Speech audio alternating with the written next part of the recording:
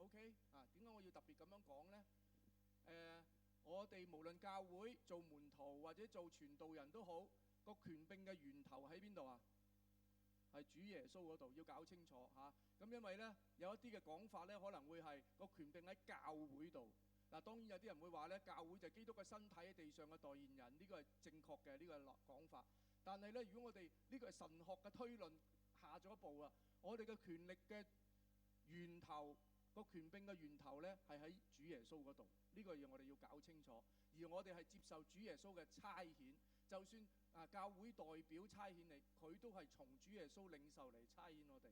嗱，因為呢一個咧本末倒置咗嘅話咧，就變咗咧嗱，其實即係我唔係想影射，不過直接啲講，喺大公教會或者叫天主教會咧，佢哋嘅權柄係嚟自教會嘅，好強調佢哋已經係成為咗基督嘅代言人，咁樣差遣人出去。咁咧有少少偏差，如果講解釋嗰度唔正確嘅話，咁我呢度想特別講呢樣嘢咧，就係嗰個源頭喺主耶穌嗰度，嗰個差遣嘅權柄喺主耶穌嗰度。咁呢個我哋要搞清楚。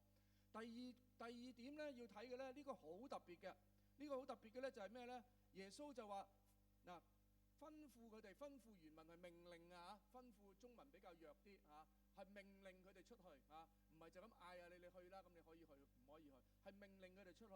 但係第一樣嘢咧就講去邊度喎？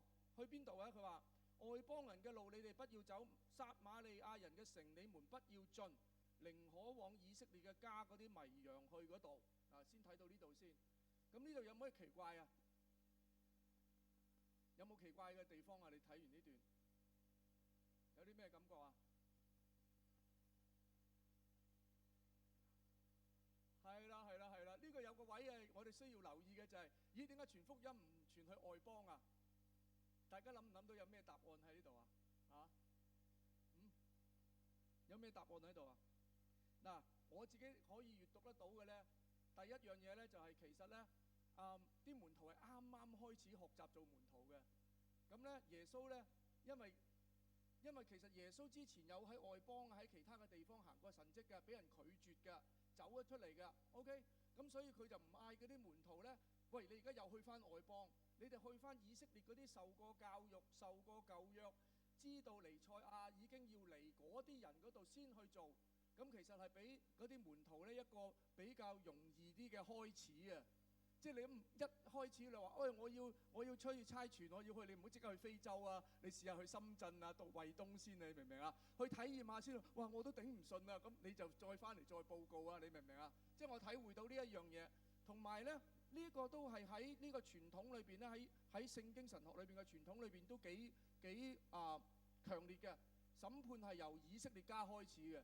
所以個福音個天國嗰個嘅傳講都係由以色列家開始嘅，就唔係由外邦開始嘅。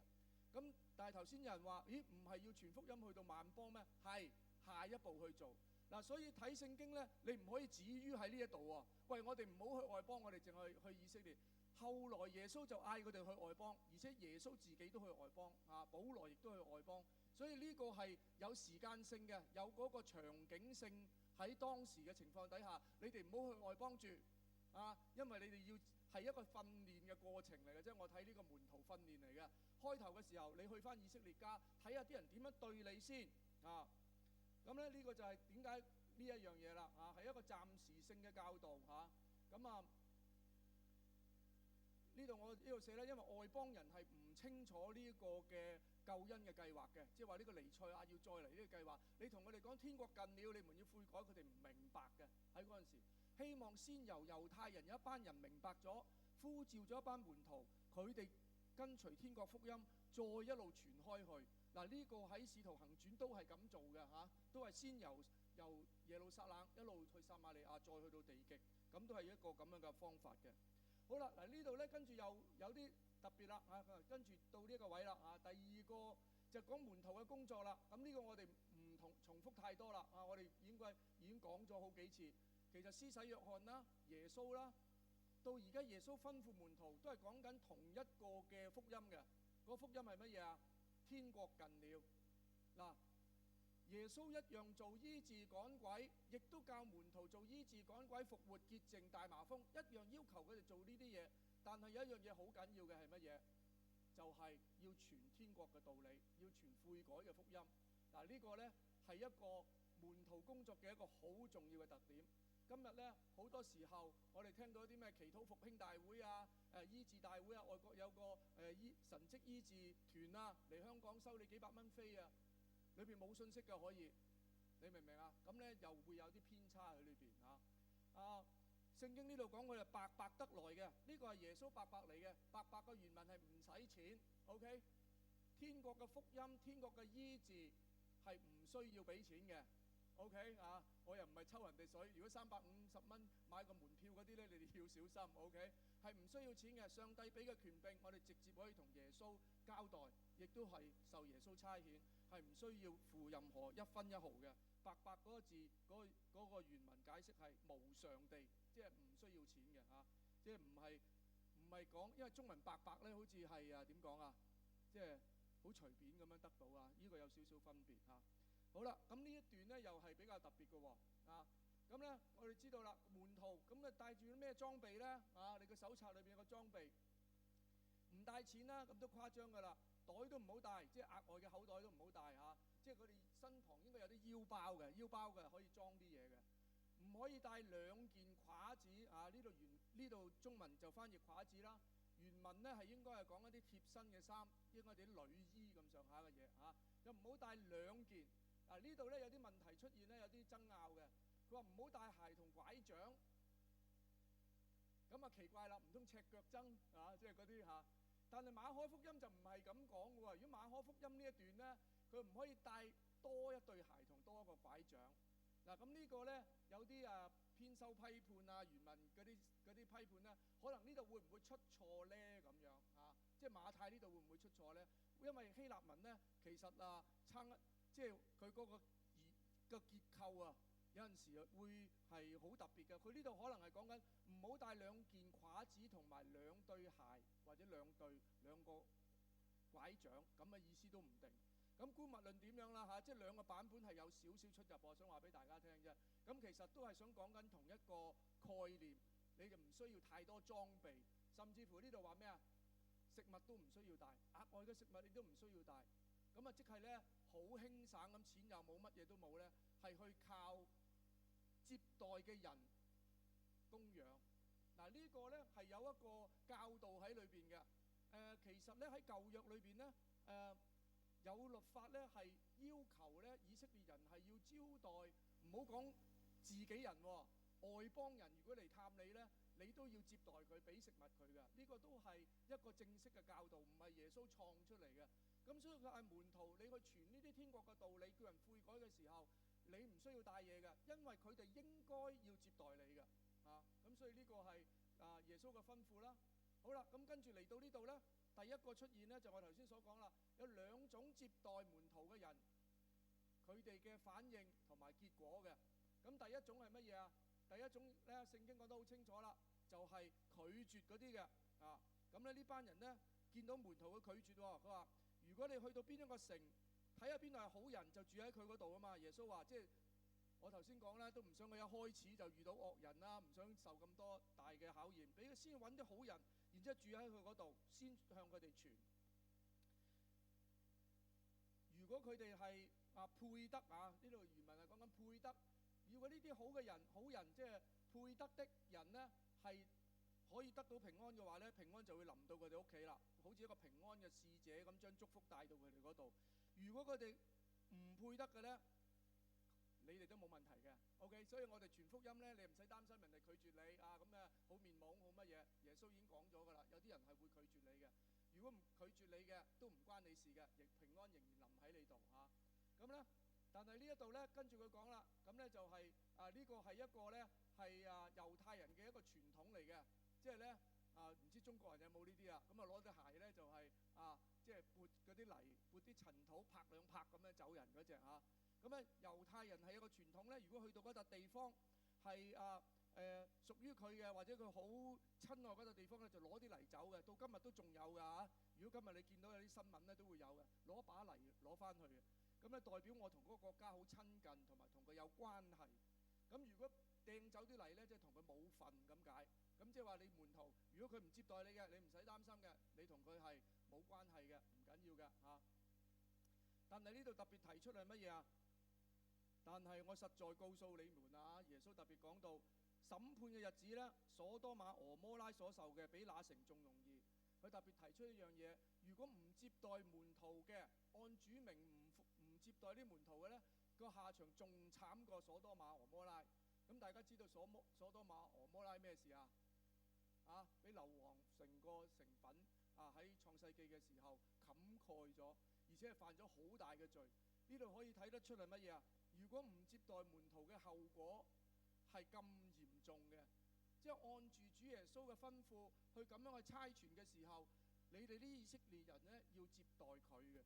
耶穌係想帶出一個呢，如果你唔接待佢嘅話，你嘅後果係非常之嚴重嘅。好，咁跟住就到第二段啦。第二段我哋再讀一讀16節去到第25節，我哋一齊讀好冇？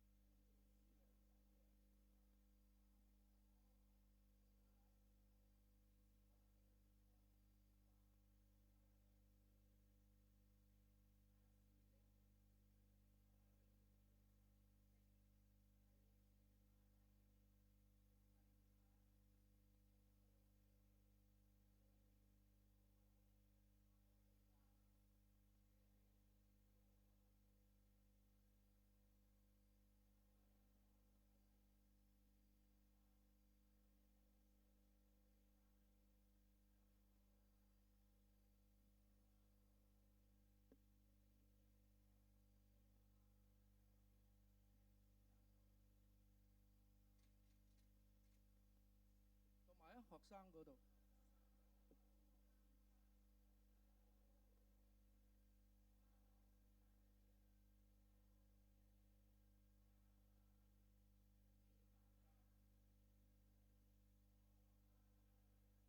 好，得啦，好，到25 ，OK， 咁呢度一個段落嚇 ，OK， 咁咧耶穌跟住就再講呢個門徒手冊，佢講咩咧？其實佢係想帶出第一樣嘢咧，係遇到逼迫、遇到人哋嘅遇到危難啊，遇到人哋嘅傷害嘅機會咧，係必然嘅。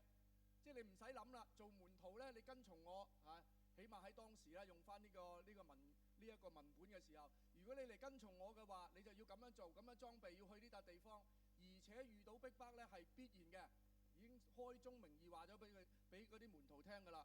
咁但係佢提出咗一啲嘅方法去處理。咁第一樣嘢咧，佢就話要靈巧像蛇，純良如鴿子嚇。咁呢個咧亦都我哋成日聽到嘅。當我哋諗啲詭計嘅時候咧，我哋就會用呢個嚟借過橋㗎啦啊！即係講句大話嘅時候，靈巧像蛇，靈巧像蛇啊！咁靈巧像蛇講乜嘢咧？咁其實要駁翻落去呢個文本裏邊咧，我哋先睇到嘅。其實係講緊乜嘢啊？佢講緊靈巧像蛇，呢度講緊聰明啦、智慧啦，唔係講緊狡猾嘅。呢句説話唔係講緊話嗰個靈巧嗰字唔係講緊狡猾蛇嘅狡猾，因為每一樣嘢咧都有好多嘅特性嘅。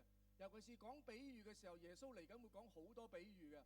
我哋好難每一個比喻咧都對號入座嘅，即係我哋唔可以講學條蛇咧好似有條脷分叉咁樣。我哋唔係每一樣嘢我哋都攞準佢嗰個比喻，我哋唔可以話好似條蛇咁樣喺地下度躝，唔係咁嘅意思。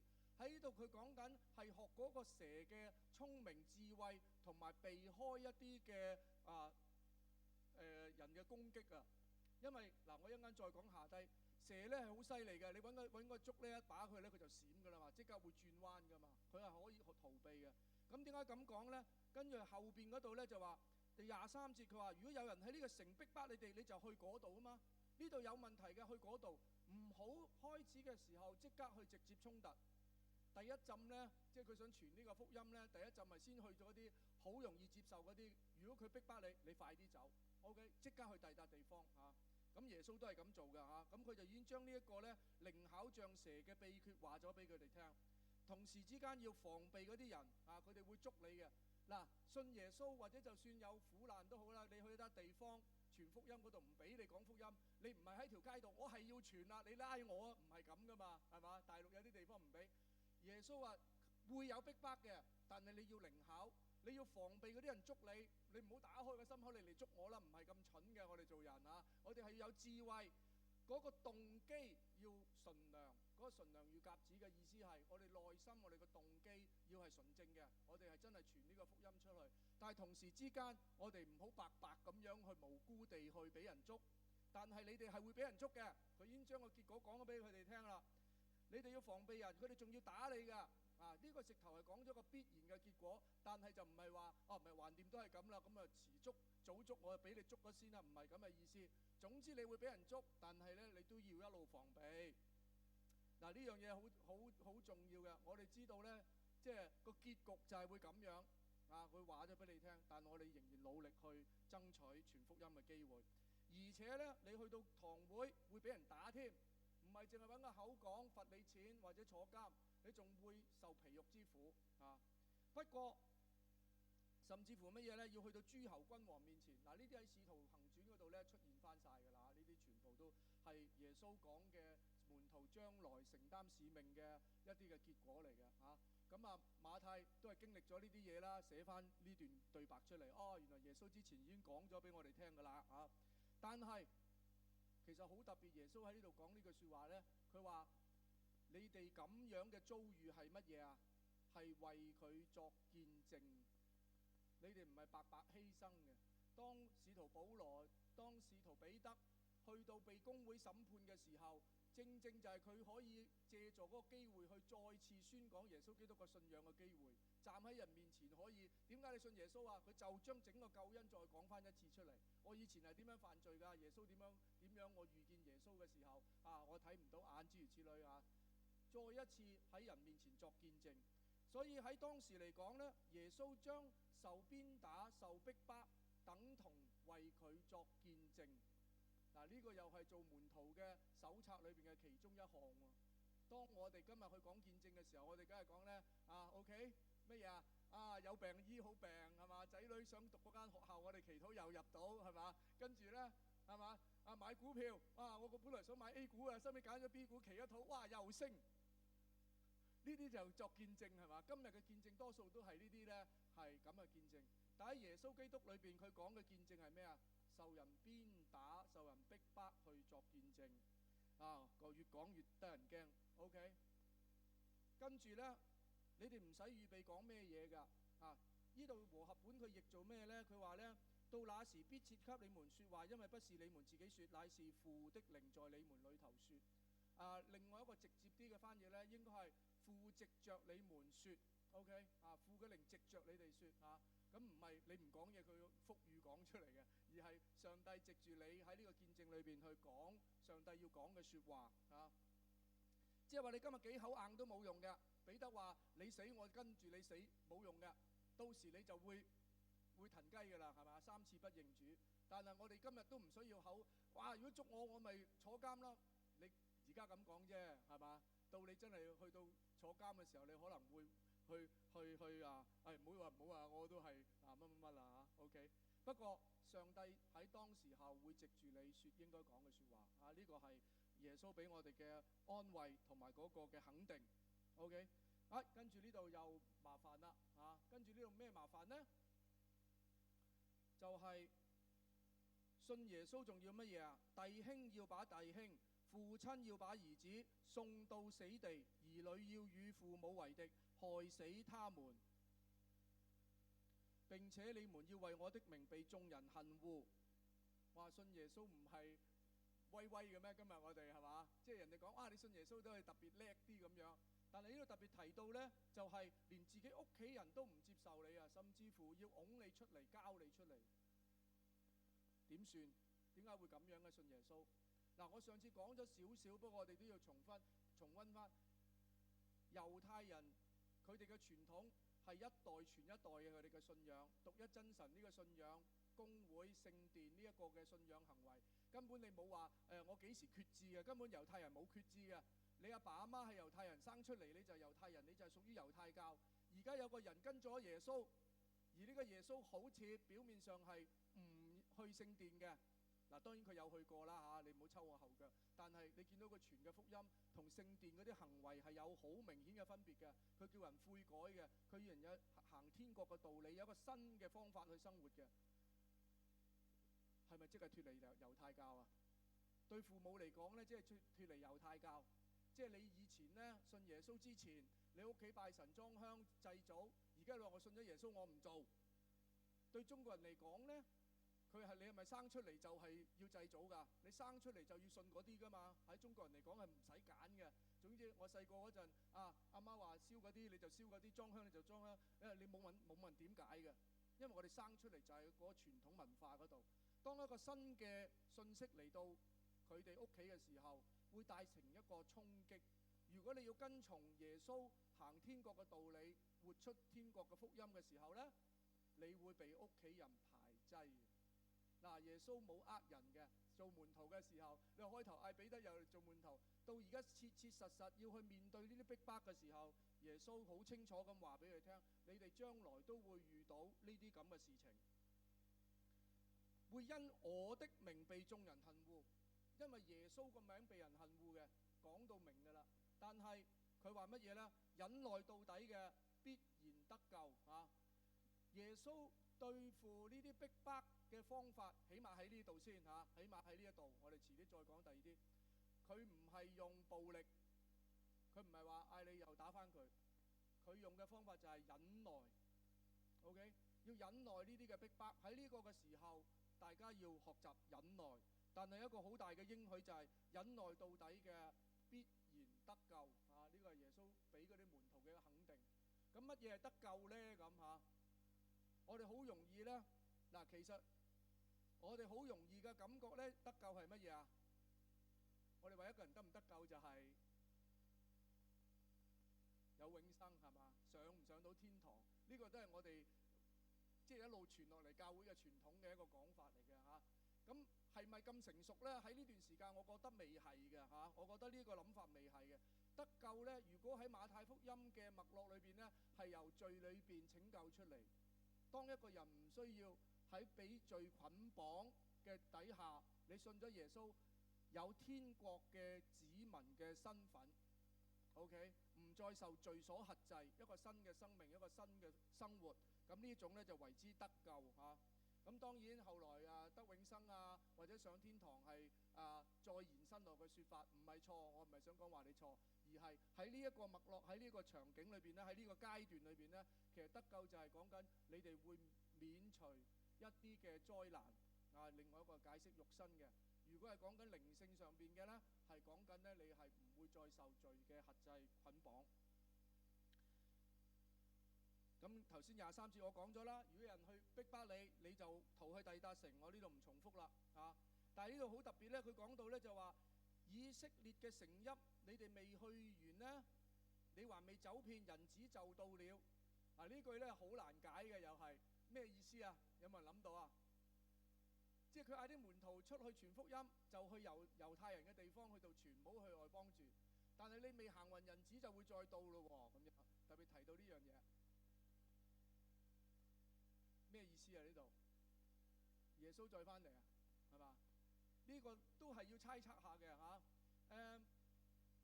人子就到咧，可能有幾個解釋。一個咧可能係講緊人子，即係講一個新嘅時代嘅開始嘅。如果呢個時候，可能講緊耶穌復活啦，亦都可能講緊呢係聖殿被毀啦，即係主後70年嘅時候咧，上帝嘅審判會再臨到啦。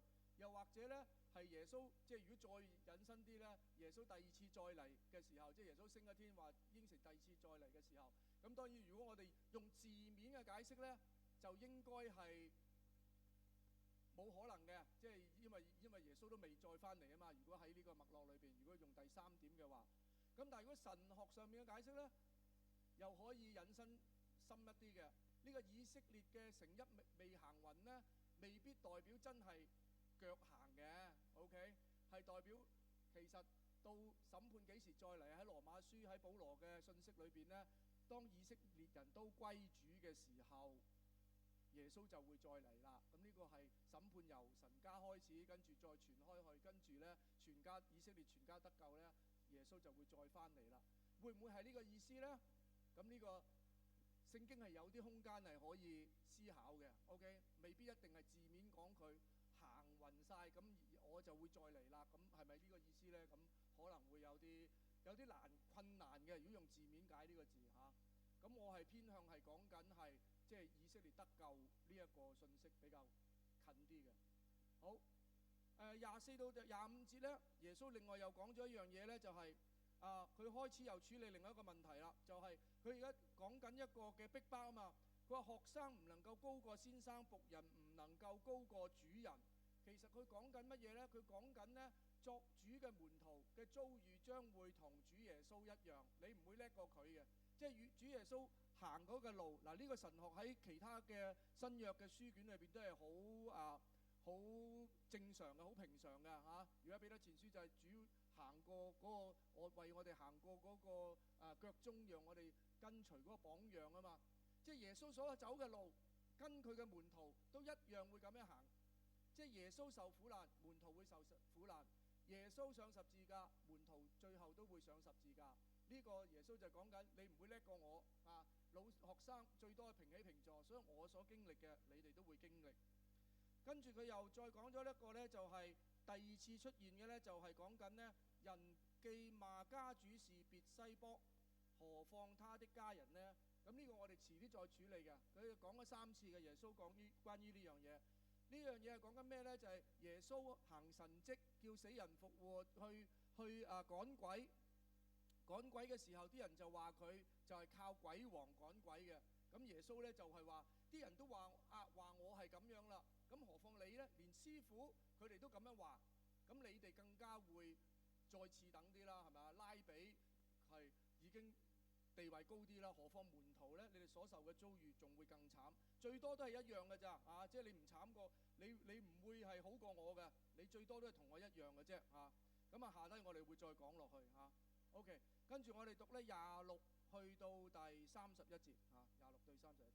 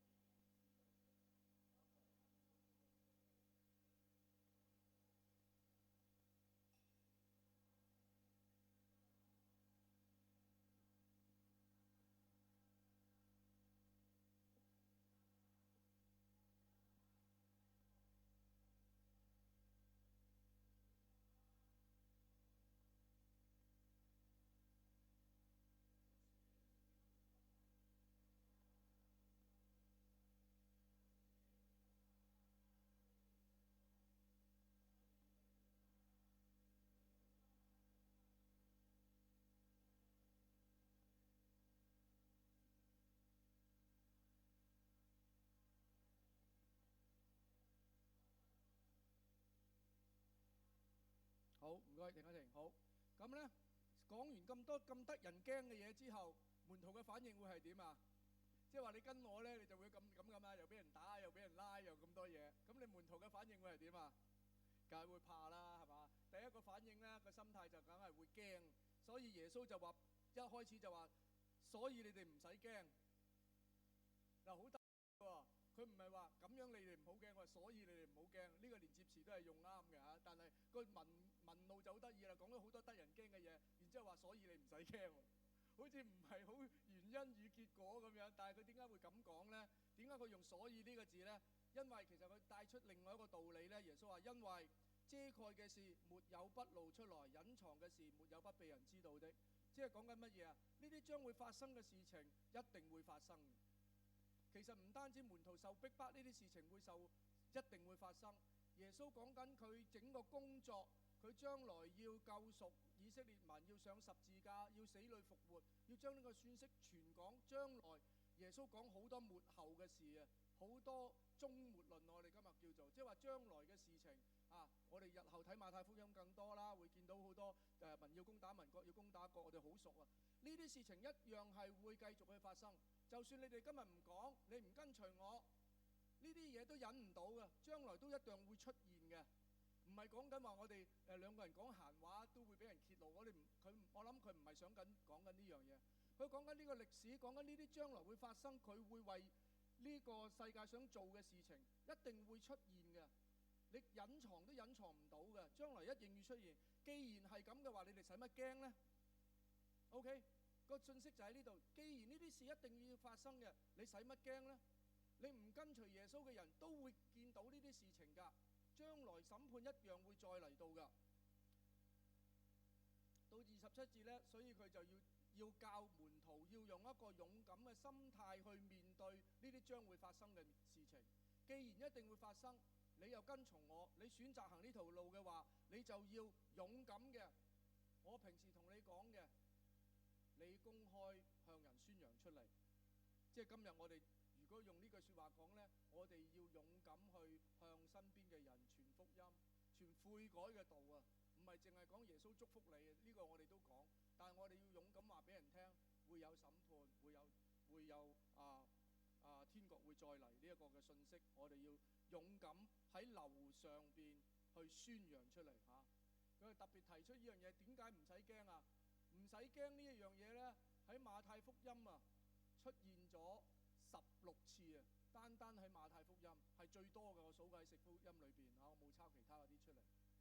因為門徒正喺一個逼迫患難當中嘅時候，最需要耶穌嘅安慰。見到耶穌好多神蹟嘅時候，啲人又驚，你哋唔使驚啊！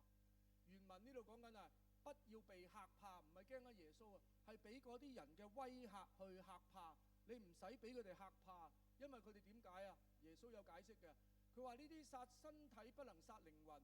呢度講緊乜嘢？殺身體不能殺靈魂係講緊啲乜嘢啊？呢個靈魂呢，嗱，要搞清楚中文呢，靈魂係好難搞嘅。中文因為講靈魂嘅字，我哋好混淆嘅。喺希臘人嘅思想裏邊呢，靈與魂與身體係3樣嘢組成嘅。靈呢係講緊嘅 spirit， 係講緊同上帝一個即係好交通嘅一個，我哋都唔知點講啊，終於一個人嘅靈啊。魂呢係講緊一個意志啊，一個理性嘅思想 mind 啊 conscious 啊。如果用英文講，我哋會比較容易啲理解。中文咧講靈魂，我哋就亂晒大龍嚇，所以翻譯話不可殺靈魂咧係有問題嘅。OK， 因為喺猶太人嘅思想裏邊，靈魂係不滅嘅，由遠古一路到而家係唔講最多靈魂受苦嘅啫啊，或者安息喺陰間嘅啫，就冇講到靈魂會被消滅呢一個嘅信息嘅。咁啊，所以咧中文嘅翻譯應該係講緊佢個 soul， 係講緊佢個魂係唔會殺得到你嘅。咁呢句咧應該係講緊啲乜嘢咧？殺身體不能殺靈魂嘅咧，應該係講緊羅馬嗰啲嘅軍兵嘅啊。如果我嘅閱讀係，因為當時啲人咩啊，捉你啊嘛，打你啊嘛，就係嗰班人啦嚇。喺嗰陣時咧，公會行私刑咧都係受禁制嘅，即係羅馬都係有一個嘅權力喺度咧，係譬如打籮柚打大板咧，係唔可以打超過40下嘅啊！即係呢啲咧，佢俾你可以有一啲私底下小事情嘅解決，喺聖殿喺公會裏邊你可以做呢啲嘢。但係如果講到殺頭嘅咧，就唔得嘅。猶太人係冇呢個權嘅，一定要俾翻羅馬。所以點解啲人要將耶穌拉去比拉多受審啊？點解佢唔自己釘耶穌咧？係唔得嘅，喺羅馬嘅政府就嚇。咁所以咧，佢只可以行啲小刑。所以如果呢度講緊殺身體嘅咧，應該係講緊羅馬嘅羅馬軍嘅啊。我順便講啦嚇，我哋睇《使徒行傳》，保羅咪話40下減去1下嘅，係嘛？即係因為喺公會打唔可以超過40下，咁所以就係我俾人打咧40下減去1下咧，其實係特登咧就係打到你盡咁滯嘅，即係話打到你最高嘅刑罰咁滯嘅嚇。OK， 好。第二個信息佢想講嘅係咩呢？其實想話俾門徒聽呢，人嘅靈魂係比身體更重要。即係身體呢，始終都會有一日會衰亡嘅，但係你嗰個嘅呢度講緊係嗰個魂啦嚇，即係嗰個 spirit 咧，因為嗰個 soul 咧係比身體更重要嘅。要驚咧就驚呢啲。點解要驚靈魂會被滅咗咧嚇？即係呢度講個魂啊，我一講靈魂我就亂晒大龍啊！即係話你如果身體同魂都滅喺地獄裏邊嗰啲，你就驚啦。其實呢度係想講緊乜嘢啊？呢度就講緊如果宗教上邊嗰啲人能夠帶到你落地獄嘅咧，嗰啲你就驚啦。咁你就真係身體同靈魂都冇埋啦，咁嘅意思。即係話羅馬嗰啲咧就殺到身體，殺唔到你靈魂嘅。有啲人會領你咧，令到你搞錯晒嘅，即係核子引路會令到搞到你滅亡嘅啊！呢個都係一個比喻嚟㗎咋，呢個比喻嚟㗎。嗰啲人你就要驚啦，即係要提防佢啊，要恐懼佢嚇。呢個驚唔係即係話哇驚得要死，因為之前上文已經講咗你會受到呢啲遭遇嚇。跟住耶穌講咗個比喻啦，第一個就用麻雀啦，麻雀好點講啊？賣1分銀紙嘅啫，係好平嘅嘢嚟嘅。但係佢講乜嘢啊？佢話天父如果唔準，都唔可以跌落地下。OK。第二樣嘢佢講咩咧？頭髮都數過。嗱呢啲咧喺馬太福音用得好多嘅。嗱呢個咧亦都係好大嘅問題嚟嘅。一陣間我會再講另外一樣嘢。因為耶穌係講咗好多比喻，而當時係用咗咧好多誇張嘅手法。包括話咩啊？如果你手叫你犯罪就剁咗隻手啦，隻眼要犯罪就挖咗隻眼啦。如果跟字面做咧就死火噶啦，我哋全部跛手跛腳噶啦。你唔挖啦，你頭先你細個偷嘢剁咗你隻手先咁樣啊，咁就好唔掂。咁所以咧馬太福音裏邊好多類似嘅誇張大嘅、誇張細嘅呢啲咁嘅信息經常會出現嘅。咁我一陣間再講另外一樣嘢。所以係咪真係上帝連你頭髮逐條咁樣數咧？其實唔係想講呢一樣嘢，係想講上帝對我哋嘅認識，對我哋嘅關係咁親密、咁無微不至。就算麻雀上帝都看顧，何況我哋係有靈有魂有體嘅佢所做嘅咁親密關係嘅子民，所以佢一定會看顧我哋。所以最後一句佢再講不要懼怕，再提醒門徒一次係唔使驚呢啲嘢嘅。嗱，耶穌好清楚將要遇到嘅嘢話晒俾你聽，然之後話俾你聽上帝同你嘅關係，上帝會保護你，忍耐到底必然得救，呢啲係佢嘅方法，講晒出嚟，你哋唔使驚。32節最攞命啦！我講埋呢度先，去到32節。我頭先講咁大堆嘢，我就想帶出呢個信息，就係關於呢個地獄啊，呢個信息。我一講呢句説話咧，就好，我自己都有少少驚嘅。我唔係驚地獄，我係驚咧與傳統有出入。嗱，其實咧喺呢個文字裏邊，呢個地獄咧，其實係喺當時嚟講咧，喺耶路撒冷南邊咧係有一笪地方啊。嗰笪地方咧，好似而家香港嗰啲焚化爐咁樣嘅，係燒垃圾啦、燒屍體嘅。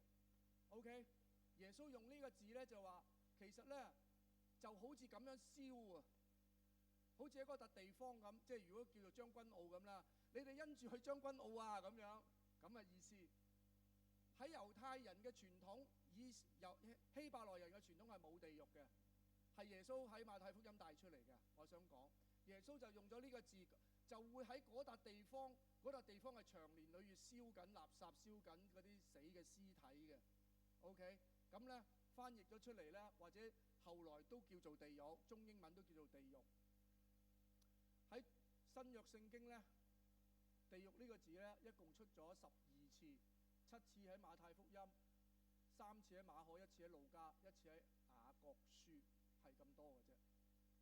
OK， 嗱，我唔係想話俾大家聽聖經裏邊冇地獄嘅觀念，不過咧呢個係一個真係好難講，我都唔知想點樣講，解釋俾大家聽都好。我真係唔知想點樣講俾大家聽。好，我主觀上咧，嗱，我喺神學上咧係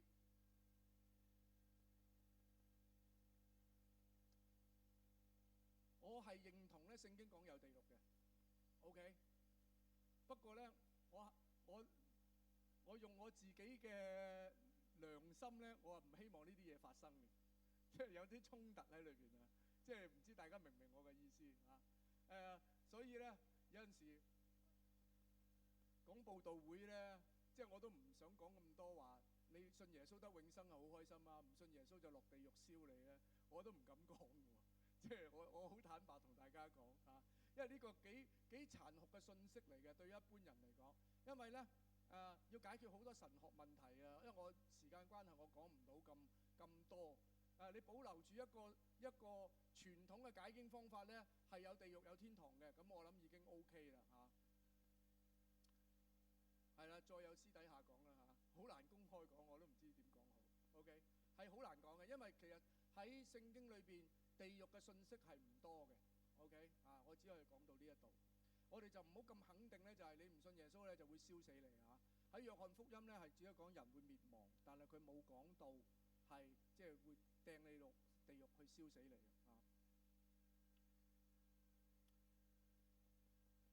再講多一句啊，講多一句咁多，因為呢一樣嘢同上帝嘅屬性係有少少違反嘅。OK， 我講到呢度完啦，要喺呢個話題。跟住耶穌就講啦，雖然有咁多嘅苦難，嗱呢個係成個最後嘅一個嘅喺呢一段裏邊呢，對門徒嘅一個挑戰嘅一個嘅脈絡嚟嘅。你哋會遇到呢啲嘢，你哋要咁樣去，要講晒呢啲嘢之後，話俾你聽，你哋唔使怕，天父會睇住你。跟住佢就提出呢樣嘢，又係俾門徒一個選擇嘅。如果你接受我嘅，你喺人面前認我嘅話，呢個認嘅意思即係話你承認宣稱呢個關係，即係我係耶穌嘅門徒。你公開咁樣認我嘅話，宣告呢個關係嘅話，在天父，我天上的父就會認你。嗱，冇得揀嘅。你跟從耶穌，你會有苦難，但係你跟從你宣告嘅話，你宣告呢個關係嘅話，天父就會承認你，因為我嘅緣故，我同你呢個關係嘅緣故，天父就會承認你。即係代表乜嘢呢？用馬太福音嘅脈絡係講緊呢一個天國子民嘅身份被確認。如果你唔承認呢個關係，你否認耶穌嘅話，天國就冇你份啦。好嚴肅㗎，呢樣嘢係啊我一陣間再會有問題啊。我哋繼續睇埋落去下邊嗰段先，係咪好？仲有呢段34到39，再近少少嘅，我哋再讀埋佢。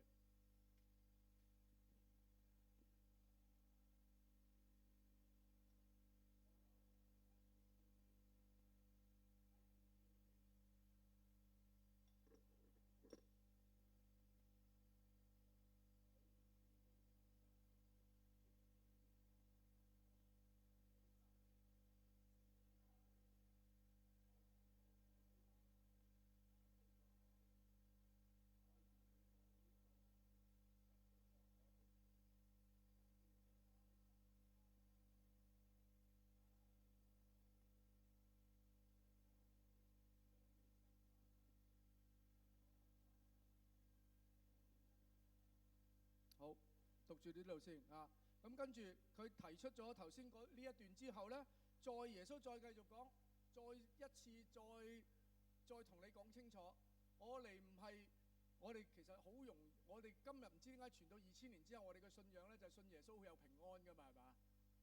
我哋成日都係講啊嘛，返咗教會呢好平安咁樣係嘛？呢個係上帝會俾我哋嘅，有聖靈嘅感動我哋。但係耶穌好似唔係講緊呢一種嘅福音喎，喺呢一個脈絡裏邊。佢講緊乜嘢啊？唔係叫你哋太平啊！你唔好諗住咧跟我咧，你會太平咁樣生活或者平安咁生活。原文講緊，你唔係嘅，你會同你嗰啲親人會有衝突嘅，因為真理嚟到同當時嗰個猶太教所講嘅嘢，佢哋注重祭祀，注重嗰啲官式嘅宗教行為，唔憐憫窮人，去壓迫翻自己嘅子民要遵守嗰啲宗教嘅律例，同耶穌嗰啲全部衝突嘅。所以佢就講，當呢兩種價值，即係你話，喂，我跟耶穌就咁樣，但係阿爸阿媽唔係咁講嘅喎，你就會有一個咁樣嘅衝突會出現，你就會同佢哋生疏。頭先講緊嗰度呢，就係似乎要拱佢出去死啦，係嘛？講緊逼迫嗰度，呢度佢都講緊咩啊？都係要婆婆又會同兒女生疏，媽媽又要咩生疏，全部呢啲嘢咧都係講緊一啲嘅衝突會出現嘅，係人嘅仇敵係自己家裏邊嘅人。你第一個要反對嘅就係你屋企人嘅信仰，哇都幾近。咁37咧又係好多人都話，哇係同我哋中國人傳統咧又好大分別啦，要愛父母多過愛耶穌啊，愛唔係 sorry 啱啱倒轉咗，愛耶穌要多過愛父母 ，OK， 愛耶穌要多過愛自己仔女，同我哋嘅傳統好大出入。我哋傳統就咩啊，孝順父母啊，呢個又好重要啊，愛家庭都好重要。不過呢度佢講緊嘅一樣嘢係乜嘢嘢啊？耶穌要求跟從佢嘅人要擺佢喺第一位、首位，唔係話你唔愛你嘅父母嚇，冇咁嘅事。後來耶穌嘅教導都係要講要孝敬父母，遲啲再遇到嘅。但係要擺耶穌喺第一位。當你擺上帝、擺耶穌喺第一位，你自然就會愛父母、愛你嘅兒女。唔係話我愛耶穌我就唔俾錢屋企，呢個係耶穌所指責嘅。當時啲人話：如果你奉獻咗呢，你就唔使養父母噶，你可以代替咗噶啦。你奉獻咗俾教會受咗奉獻，係當時嘅法利賽人講嘅。但係耶穌唔係咁樣教，你要擺耶穌喺第一位，你自然就會愛呢啲嘢嚇。如果你重視嗰啲嘢多過重視耶穌嘅話呢，就唔配作門徒啦。如果你要真心跟從耶穌嘅話，你就要擺耶穌喺第一位，係似乎係冇得揀嘅。OK， 咁跟住佢呢個呢，就講仲緊要呢，就係講緊十字架啦。嗱，呢句説話呢，又係好得意嘅。佢話呢，不背着他的十字架跟從我的，也不配作我的門徒啊。呢個他呢係講緊門徒自己嘅，即係話你要攞起自己嘅十字架。OK， 你要攞起自己嘅十字架。我哋一陣間再講十字架。十字架係啲乜嘢嘢嚟嚇？下一句直頭講緊呢，隨時要為主喪失生命添，即係生死都要置於度外嘅。嗱，咁當然啦，喺當時嘅環境係真實嘅嚇。後來嘅逼迫咧係大到咧就係你認係基督徒就要死㗎啦嚇。再遲多20-30年嗰個階段，耶穌升咗天之後，就係真係面對信仰同生命嘅選擇嘅當時。但係耶穌已經預告咗㗎啦，你係要為我隨時喪失生命。如果你喺地上為我喪失生命嘅話，你就會得着一個永恆嘅生命。呢度講緊。如果你會保住自己條命呢，你就會失去咗耶穌門徒或者頭先講緊嘅天國子民呢個身份。因為你點解會失咗生命啊？因為你喺人面前否定我嘛，你唔宣告呢個身份嘅時候，你就失去咗天國嘅身份。呢幾樣嘢係講緊一脈相承嘅。咁我哋講翻十字架，十字架係啲乜嘢嘢嚟先啊？太細隻字啦，係提醒我唔係俾你睇嘅嚇。咁十字架呢，原文呢係講一條柱嘅。嗱，所以咧有啲異端咧就話：你哋成日講十字架，原文都唔係十字架嚟嘅，原文係真係一條柱嚟嘅。不過喺嗰陣時嘅呢個場景咧，呢一個字係人都知道係講緊十字架㗎啦。OK， 因為當時羅馬用嘅刑罰就係用十字架。OK， 咁所以咧就唔全，因為有陣時即係一個字咧，慢慢會受文化影響嘅。即係當時啲人話掛喺條柱度咧，其實就係釘十字架咁解嘅嚇。咁所以原文你睇到咧係一條柱，但係其實都真實係羅馬當時嘅一啲行刑罰嘅一個嘅方法。十字架咧係當時一個最羞辱嘅一個嘅刑罰。我一陣間會有圖片睇少少嘅嚇，等我講埋先。唔單止咧係肉體啦、身心靈啦嗰種羞辱啦。而且咧係要喪失公民嘅身份嘅，即係話如果你即係好似中國人講無主孤魂啊，你連身份都冇埋而去釘十字架，係一個最羞辱，即係一個人咧去到乜嘢都冇晒先至要釘十字架嘅，喪失你嘅一切嘅公民權嘅。OK， 咁門徒孭起自己十字架係咩意思咧？咁嗱，呢度好特別講緊係你要攞起你自己嘅十字架背上。呢個係咪講緊真實嘅釘十字架呢？我諗未必係，但你呢個十字架代表緊一啲乜嘢嘢呢？咁啊，但十字架可能代表，如果用耶穌嘅即係佢嘅行徑嚟講啦，可能代表緊一個苦難，為信仰而受逼迫嘅。如果跟翻呢個脈絡都係可以咁解嘅。攔咗人親近上帝嘅一啲嘅如果用今日講咧，一啲習慣啊，或者一啲嘅關係，或者你一啲嘅行為，你要放棄嘅，你先可以親近到上帝嘅。如果用今日嘅信息講就係好，咁啊睇下呢幅圖啦。我哋而家好多時候見到啲十字架咧，都係呢個咧係其中一個較為係多人同意嘅一個嘅釘十字架方法。其實羅馬釘十字架可能會有唔同地方有少少改變嘅。咁咧第一樣嘢咧係好多書都有講嘅，係全身赤裸嘅。即係如果你今日見到啲十字架啲圖有塊布嘅咧，係因為係今日嘅文化底下，我哋唔想咁樣睇到嘅啫。即係羞辱嗰個程度係全身赤裸。呢度咧係有嚿木仔咧去承托住嘅，因為如果淨係靠幾口釘咧係唔可能成到一個人嘅。咁通常有嚿木仔咧係俾佢咁樣晾住，等佢個重量減輕咗少少。通常咧係講緊呢度一口釘啦，呢度一口釘啦。有啲書講咧就釘喺呢個位嘅，有啲書講係釘喺手位嘅。咁 anyway 唔知道當時係點啦。呢度咧係兩隻腳搭埋咧，一口釘釘落去嘅。咁係鑑生釘嘅，即係唔會去整暈咗你啊，或者係揼死咗你啊先至釘嘅，係鑑生釘嘅。咁人咧會好痛嘅，係嘛？咁咧所以咧就會俾啲嘢佢飲嘅，即係嗰個兵丁斟啲醋俾佢飲咧，其實係想減輕佢一啲痛，等佢慢啲死得慢啲咁樣嘅嗰啲咁嘅嘢。咁咧到最後掛咗一日咧，就要吉佢嘅。如果我哋睇福音書，我哋睇到咧，要刺一刺佢睇下仲有冇反應。仲痛啊，咁未死得，再掛下先啊。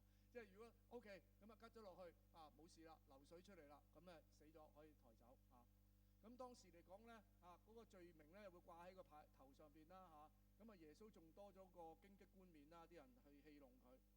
想講咩咧？即係十字架係當時嚟講一個罪大惡極，通常係謀反作亂嘅一個嘅刑罰嚟嘅，或者係嗰啲十惡不赦嗰啲嘅即係殺人犯嗰啲咁樣先至會用到呢一種嘅刑罰嘅咁你大家知道啦，做喺耶穌身上係幾無辜同埋唔應該啦OK， 好，咁去到10章嘅第二個段落咧，最後呢段咧又講第二種嘅接待啦。頭先我哋講咗第一種嘅接待啦，講完一輪嘅時候，耶穌又再講第二種嘅接待，40去到第42節，我哋一齊讀。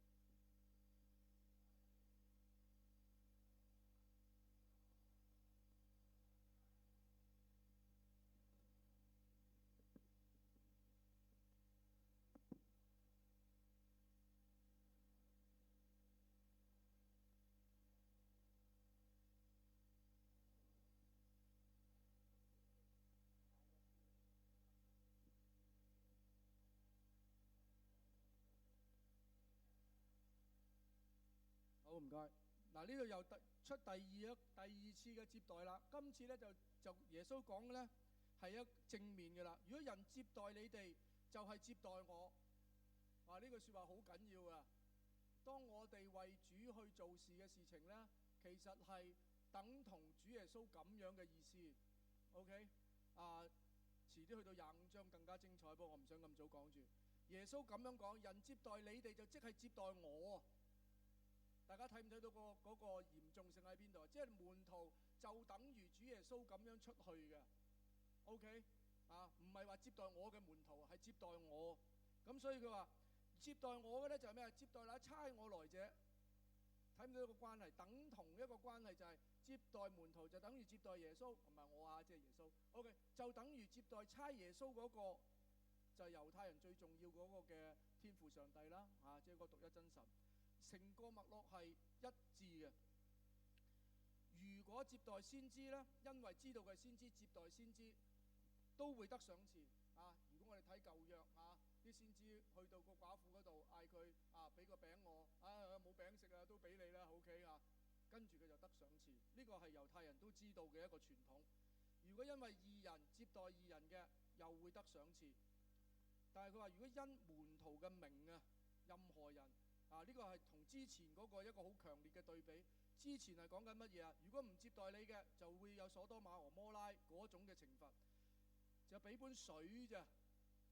知道你門徒咁熱俾杯水你咋，即刻就會乜嘢不能不得賞賜。就呢度講緊個賞賜不會被失去，即係你應該得嘅賞賜，上帝會俾翻你。兩個一個好強烈嘅反差，話翻俾當時嘅人聽。第一，門徒嗰個身份幾重要，幾喺耶穌睇得幾重，幾受保護。第二樣嘢就係、如果你哋啲人啊一齊喺度聽緊嗰啲人，有啲人係可能未信主嗰啲人 ，OK， 你哋睇下，如果唔接待佢哋同接待佢哋嘅分別喺邊度？好，咁跟住呢，去到第11章1節啦，我哋好快一齊讀出嚟啦。耶穌原12個門徒就離開那裏，各城各處教訓人。好，讀咗呢度先嚇。咁我呢度係一個段落啦嚇。呢個段落去到呢度呢，耶穌就命令完佢哋要出去啦，離開嗰度啦。耶穌冇停手嘅喎，喺呢段經文好清楚講咗呢，耶穌繼續佢嘅自己嘅工作。雖然佢差咗門徒出去，耶穌仍然喺當地呢，喺佢哋嘅城裏邊，佢原文係講緊喺佢哋嘅城裏邊啊，即係嗰啲門徒去嗰啲城嗰度繼續傳呢啲嘅工作啊。好啦，咁跟住呢，去到11章呢，呢個問咗問題先啊。呢個呢，真係值得我哋思考嘅問題啊！呢個思考問題講緊乜嘢啊？耶穌今日我哋頭先睇到耶穌呢個門徒手冊啊，同我哋今日講緊信耶穌得永生、得祝福、得好處、得保佑、得平安，好似完全係兩回事咁樣嘅喎啊！同我哋今日嘅報道方式可能會有啲分別。你要唔要做門徒呢？呢個係耶穌好腰心腰肺嘅一個問題嚟嘅，講晒俾你聽㗎啦。跟我就會，跟我唔會發達嘅，跟我連飯都冇得食，要問人攞㗎。跟我要俾人逼迫，要俾人鞭打嘅。跟我會有好多慘事會發生喺你身上㗎。啲人唔會因我嘅名呢會逼迫你哋嘅，講得咁清楚㗎。OK， 如果你當日唔係喎，你話 Alex， 我嗰陣啲人同我傳福音唔係咁㗎，你今日仲可以重新再決定嘅嚇，今日重新再決定。有一樣嘢係我哋值得反思嘅，我哋成日分呢傳道人啦、門徒啦、信徒啦。我信徒嚟啫，仲要係平信徒嚟啫，嗰隻啦係嘛？好多講平嗰啲啊。喺聖經冇呢一個觀念㗎。喺耶穌成個馬太福音，耶穌講緊咩啊？就係要做門徒，佢都冇第二個選擇嘅，就係你要做門徒就唔做門徒。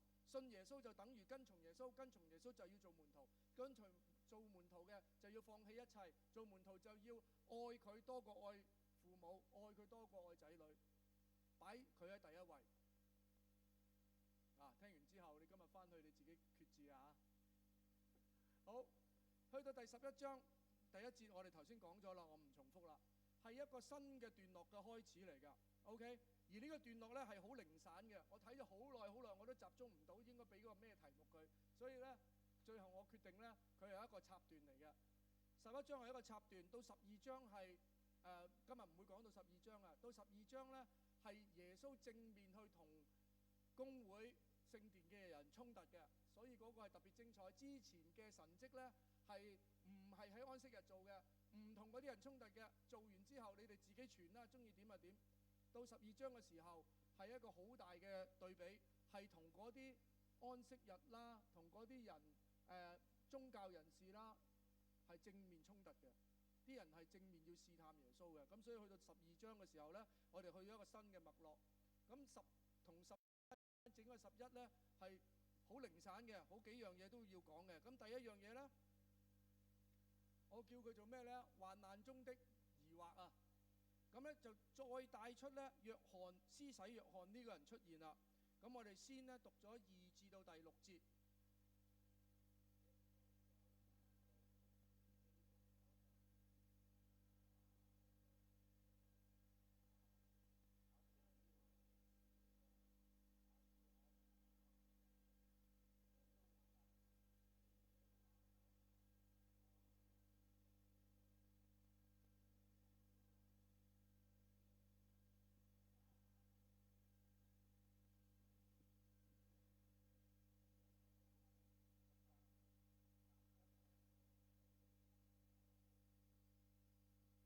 好，到呢度得啦。好，突然間約翰又走翻出嚟啦。因為約翰係乜嘢啊？約翰係耶穌嘅先鋒啊嘛，係嘛？佢係為耶穌施洗，見到聖靈降臨，好似鴿子。而呢一個嘅記號，讓佢知道耶穌係一個好特殊嘅身份，神嘅兒子，聽到有聲音，而且就係嗰位彌賽亞。但係耶穌而家喺邊度啊？唔係，約翰喺邊度啊？約翰喺監度啊！約翰係一個好特別嘅人物，喺四福音裏邊啊。如果淨係講佢一個講章都有排講。佢係公然嘅去抨擊希律啊，話佢唔啱，因為希律儲咗自己個數，所以就被拉咗坐監。後來係斬頭擺喺個盤度上邊嘅。如果大家睇落去會知道啊，睇第二啲嘅福音書都要詳細都有講。佢坐監嘅時候，佢就開始熬啦，開始熬底啊，開始驚啦。究竟呢個係咪真係耶穌啊？抑或我再要等第二個啊？咁樣嚇？點解呢個耶穌唔係嚟到千軍萬馬帶領我哋出離開呢個羅馬，好似之前嗰個咁樣嘅咩？點解呢個耶穌嚟去都係醫治趕鬼嗌人哋做呢啲嘢，仲未見到耶穌釋放佢哋咁樣講？抑或我要等第二個啊？咁樣嚇，即係臨到喺苦難當中。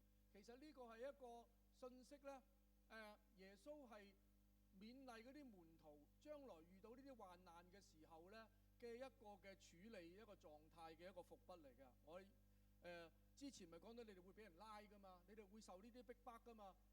而家約翰就係真係受到啦，佢係第一個俾人咁樣拉嘅嚇。OK， 咁跟住耶穌點樣答佢啊？耶穌話唔係話我唔係喎。耶穌就同佢講：瞎子看見，瘸子行路，長大麻風嘅潔淨，聾子嘅聽見，死人嘅復活，窮人有福音傳俾佢。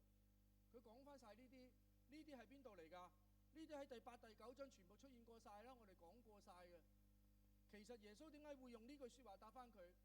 同一時間就講翻點解要行呢啲神蹟，呢啲所有呢啲嘅醫治，呢啲嘅特別嘅神蹟，就係想話俾你聽，我咪就係咯。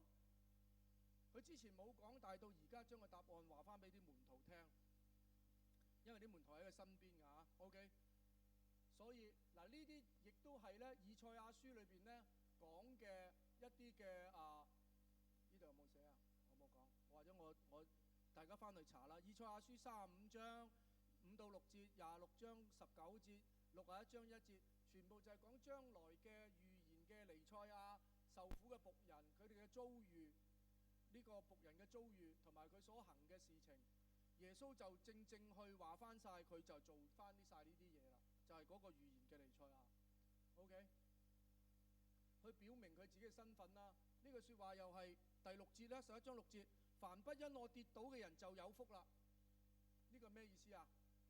呢個正咧就係之前佢頭先咪講忍耐到底嘅必然得救咯。不過耶穌換咗另一個説話，如果你唔跌倒嘅你就有福。有福係咩意思啊？用馬太福音嘅脈絡解，有福係咩啊？8福啦，係冇錯無論8福、9福、7福、1福都好唔同嘅解讀，我哋之前講過。有福就即係咩啊？天國有份咯，天國嘅子民有福了嘛，被祝福嘅人係有福噶嘛。如果你能夠忍耐嘅，你唔因為我嘅緣故跌倒嘅，你能夠堅持呢個信仰落去嘅話，天國就同你有份咯。佢就同約翰講呢樣嘢咯。好啦，咁跟住呢段啦，7可以讀到去19噶啦，我哋一齊讀啦。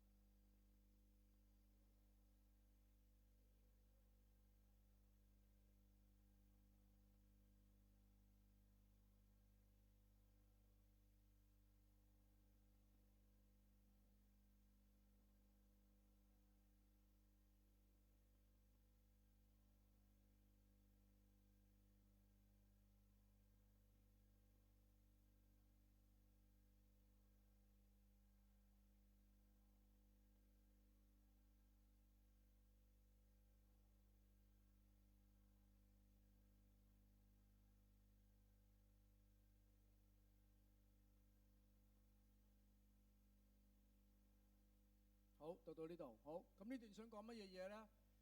之前就講咗施洗約翰回答咗佢啦，我就係嗰個啦，你唔跌倒呢，你就會係天國有份啦。想講呢樣嘢。跟住到呢度又講乜嘢呢？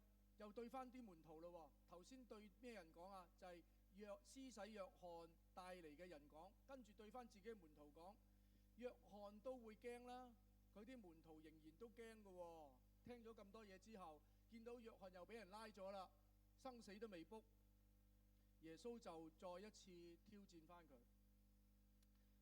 講到約翰嘅時候，佢就話：喂，你哋之前出去約旦河去施洗係為乜嘢㗎？係咪想睇蘆葦㗎？係咪想睇穿軟衣服嗰啲人啊？啲有錢人啊？係咪想睇宮廷裏邊嗰啲人啊？抑或係想睇先知呢？我哋一陣間再講先知嗰度。呢個係咩意思呢？呢個耶穌呢，如果我睇呢段嘅經文呢，正正想再提翻起嗰啲門徒，話翻俾佢哋聽，你哋昔日出去約旦河去受洗係咩原因？當人喺苦難、喺懷疑嘅時候，再一次回想翻我哋最原始嘅信仰，點解我哋要信耶穌？即係如果用今日嘅説話，你嘅使命係乜嘢嘢？你信耶穌當時你承諾係乜嘢嘢？你喺耶穌之前許過個乜嘢嘅願？你一生人要做啲乜嘢嘢？耶穌用呢一個約旦河施洗嘅呢一個嘅之前發生嘅事情，再一次提醒翻啲門徒：你當日點解要出去？點解當日啲人會排隊出去受洗？大家仲記唔記得我之前講過？點解？因為猶太教嗰個信仰幫唔到佢啊，冇悔改，冇得釋放，而且仲要去獻祭，每一次不斷咁獻祭，而且當時啲人係唔公義。佢見到一個施洗約翰傳悔改、施洗得救、赦免嘅道嘅時候，啲人排隊出去，包括稅吏，包括其他嘅人。耶穌就用呢樣嘢去挑戰翻，喂，你哋當日點解要出去？你哋唔好走回頭路。你當日出去係因為呢個信仰幫唔到你，而你要揾一個真實嘅悔改嘅信仰。今日耶穌傳緊嘅就係天國近了，就係同傳翻呢一個嘅信仰，所以你哋唔使驚。好啦，咁跟住佢就帶起先知嗰段説話。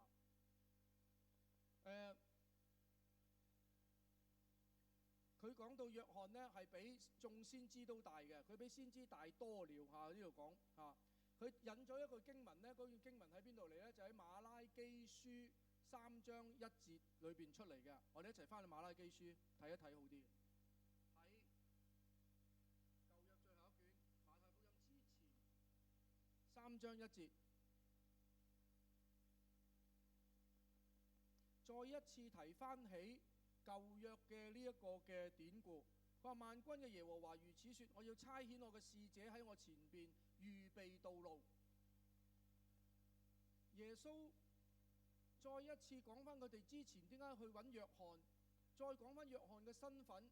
約翰就係為我預備道路嘅嗰個人，所以耶穌再講翻舊約嘅呢一段經文出嚟嘅時候，為佢哋提醒一個新嘅世代嘅開始，佢就係嗰個先知，肯定翻約翰呢個身份同埋自己嘅身份。不過呢度講呢，第11節呢好特別嘅，佢話喺地上嘅人啊，冇一個大過施洗約翰。點解啊？點解冇一個人大過施洗約翰啊？因為其實過去嘅先知都冇辦法將問題解決到嘅，佢喺度傳講上帝嘅説話，啲人都冇改變，而且佢哋一路咁樣等候緊彌賽亞，而呢位約翰就真係迎接彌賽亞嘅再嚟，為佢預備道路。咁所以佢可以講喺地上邊嘅工作係最大嘅啊！即係如果人嘅工作嚟講係最大，因為佢為主預備呢個救恩去開展呢個工作。但係佢又講好特別喎，天國呢，最細嘅都比約翰大喎。嗱，呢個又係咧喺馬太福音經常出現嘅一個嘅對比嚟嘅，一樣嘢同一樣嘢對比。縱然佢喺地上最大，如果入唔到天國呢，都冇用。即係天國裏邊最微小嗰個都大過喺地上嗰啲人，明唔明嗰個意思啊 ？OK， 頭先佢就同阿約翰講緊，就話你要唔好跌倒啊嘛。如果跌唔到又點啊？你就入唔到天國噶啦。所以你要入天國，你就捱到底，你去到上邊呢就會最大。如果唔係，你地上最大都唔夠嗰個最細。呢個係一個回應嚟㗎。呢句咧就好特別嘅。OK， 進天國是要努力的，呢句係好難，我唔知點解會咁譯嘅。我睇原文咧，原文係咁樣解嘅。嗱，對唔住，我成日講原文，因為我唔即係睇譯本係有陣時好困難嘅。因為我唔係希臘文好好，但係佢原文有希臘文譯本係直譯嘅。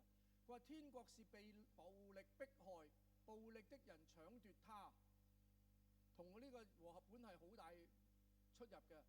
即係話乜嘢啊？即係唔係我哋努力進入天國？佢講緊天國係俾好多人迫害啊！呢個係配合當時嗰個環境啊！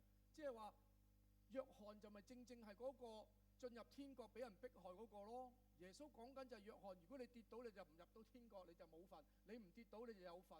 但係進入天國嘅人就俾人迫害啦。呢個係想講緊呢個咁樣嘅信息。暴力嘅人，即係講緊羅馬嘅人，就想你哋得唔到天國，要搶咗你哋從天國出嚟。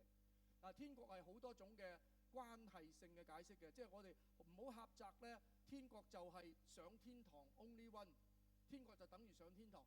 天國係講緊個人整個生命嘅改變，講緊人同人嘅關係嘅改變，講緊整個政治性、整個社會性關係嘅改變，對人對事對所有嘢嘅改變。天國係一個非常之系統性嘅一個改變嚟嘅，即係唔係話天國就淨係上天堂咁解，係你行事為人整個生命上面嘅一個改變。呢個又難解嘅嚇，即係頭都痛埋嘅。耶穌有陣時講啲嘢，真係都係仲要慢慢去琢磨。佢話所有先知咧同埋律法咧講預言係直到約翰為止，咁所以咧就有好多嘅爭拗喺度出現啦。咁今日仲有冇先知咧？嗱，有啲宗派咧仲講先知呢樣嘢嘅嚇，我曾經收過卡片寫住先知嘅，不過 OK， 聽完就算啦嚇。咁今日仲有冇先知咧？咁我哋要知道先知係乜嘢嘢嚇。好多時候我哋成日以為先知咧就係未卜先知啊，中國人對呢個概念好實，就係先知咪講預言咯。先知其實咧原意咧係上帝嘅代言人。上帝講嘅説話，佢唔會成日都喺個聲，即係揾個咪出嚟，我同你講嘢，就感動或者直接同神人對話，或者同先知對話，先知就將上帝想要吩咐嘅嘢講出嚟。其實先知講預言只係少部分嘅啫，好多時候就話你哋將來會滅亡啊，將來會俾人哋拉去巴比倫啊，咁嗰啲真係預言嘅，但係其實係講緊一個上帝懲罰、一個審判嘅將會來臨。就唔係即係話聽日發生咩事嗰種先知嘅，所以先知係代言人咁解。先知呢個預言呢，原文亦都可以解做咩呢？係講做講道、講論嘅。咁所以如果你話講預言係抑或講道呢，呢個係有得諗嘅，喺呢段經文裏邊啊。咁所以佢話先知同埋律法講嘅預言係到約翰就終止咗啦。咁呢個又要琢磨一下啦。咁究竟係代表咩意思呢？今日仲有冇人可以同代替上帝説話呢？咁一種解釋呢，就係因為上帝已經有聖經喺度啦，咁所以呢，上帝通過聖經教導人明白佢嘅屬性，更加之由盤古初開五經開始，我哋已經知道咗上帝嘅心意啦。咁所以再冇講預言。但係如果預言係講道呢，咁呢樣嘢係未終止嘅。所以喺保羅書信裏邊仍然係有先知講道嗰句説話，亦都係用呢個字嘅嚇。咁係講緊講道嗰樣嘢，就唔係講緊講預言嗰樣嘢嚇。同時之間佢亦都係講緊一個時代嘅結束。約翰去到嗰度時候呢，係一個新嘅時代嘅開始啦，即係跟住落嚟約翰死嘅啦嘛，係耶穌嘅時代出現嚇。OK， 好，咁跟住呢，其實佢講緊呢個呢，第14節佢話：如果你哋肯領受呢，呢個就係當來嘅以利亞啦。咁樣呢個以利亞係咩意思呢？又喺馬拉基書裏邊出現嘅。我哋又再翻前少少。頭先係出咗馬拉基書，而家又係馬拉基書第4章嗰度講緊嘅。喺最後嗰度第4章5節幾乎完嘅時候嗰度講。佢話看啊，耶和華大而可畏之日未到之前，我必差先知以利亞到你們那裏去。耶穌就直指咧，約翰就係施洗約翰就係呢個嘅以利亞。所以咧，後來啲人咧都即係好多人知道約翰係先知嚟嘅。咁耶穌就直指佢就係嗱，當然係咪？我哋唔係講緊真係舊約嗰個以利亞呢個突然間變咗施洗約翰復活，唔係咁嘅意思，即係用翻馬拉基書嗰個預言，佢就係馬拉基書所講嘅嗰個以利亞啦。上帝嘅審判嚟之前，就會派一個先知以利亞嚟到你哋當中。咁呢個就係啦，即係一個記號嚟嘅。呢個跟住咧，我哋就算個鐘都要講埋呢個啦，我哋先至完啦。呢個有耳當聽就應當聽咧，呢句説話咧，耶穌咧一共咧講咗3次嘅，喺馬太福音。我哋呢度咧咪呢度寫咗嘅，有耳當聽嘅就應當聽。我哋而家聽呢句説話咧，唔係好 alert 啊，唔係好特別啊。猶太人聽就好特別啦，因為呢句説話咧，其實希臘文點講咧？佢話有耳嘅人啊，聽啊，佢其實講緊呢樣嘢。呢句説話點解咁特別咧？因為咧喺舊約裏邊咧有3次耶和華嘅信息開始就係用聽啊。其中一節咧就係喺申命記嘅6章49、申命記嘅11章13到21，同埋民數記嘅15章37到41。我抄其中一段啦，申命記嘅呢段啦。以色列啊，你們要聽耶和華我們的神，獨一真神乜乜乜乜乜，你哋翻去自己睇，時間關係。咩意思啊？聽啊，呢一個咧喺猶太人就叫做 Shema。Shema 就係到今日猶太教咧仍然每一日需要祈禱嘅經文嚟嘅。喺當時嚟講咧，呢個係禱文嚟嘅。呢個禱文嘅開始咧係聽啊。而耶穌講呢3次咧，頭先我哋講呢度有耳當聽呢3次咧，個開頭又係有耳朵嘅人聽啊。其實係同舊約呢度咧係即係有一個嘅相關位喺度嘅。聽啊，因為猶太人嘅歷史咧係口傳嘅歷史嚟嘅，後來先至有人寫低啫。代代相傳咧係用口講嘅，係喺節期嗰度咧講出嚟，所以啲人係要靠記、靠聽嘅。所以咧先知講嘢，你哋要聽啊咁樣。耶穌特別用呢個聽啊咧，其實係同嗰個舊約嘅信仰係拉翻埋一齊噶。好啦，我諗我哋今日講到呢度啦，留翻一啲下一次講。OK， 好啦，唔講呢度啦，唔想大家遲走啦咁下一次再講埋落去。好，咁聽啊，總之大家要聽啦OK， 好，我哋祈禱結束。OK， 親愛天父，我哋多謝你，因為你嘅名，因為你嘅教導，你吸引人嚟到我哋當中，我哋一同嘅去領受你嘅話語。求你都幫助我哋明白你嗰個心意，知道主耶穌去呼召我哋嘅時候係要成為門徒，知道咧做門徒係會有好多嘅逼迫。縱然今日我哋喺一個自由社會裏邊咧，係唔似有當日咁樣嘅生命嘅威脅。當我哋宣講信仰嘅時候，我哋都可能會受到咧，只係人哋嘅冷笑，又或者啲嘅唔方便，或者係我哋一啲嘅付出，都未需要可能要釘上十字架。但係主啊，求你俾我哋知道咧，你叫我哋嘅心意係要擺喺你居喺首位，讓我哋咧生活行事為人都以效法你，跟從你為我哋生命嘅源頭，幫助我哋咧去實踐你所呼召我哋嘅生命。求你幫助我哋喺困難之中，我哋唔使懼怕，我哋聽你嘅吩咐，我哋咁樣去生活，我哋同心嘅祈禱，求你保守我哋按住你嘅方法去生活嘅時候，我哋有安慰，我哋縱然有困難，我哋仍然勇敢，保守我哋腳步，奉耶穌基督嘅名祈禱，阿門。好多謝大家，下個禮拜再見。我以為講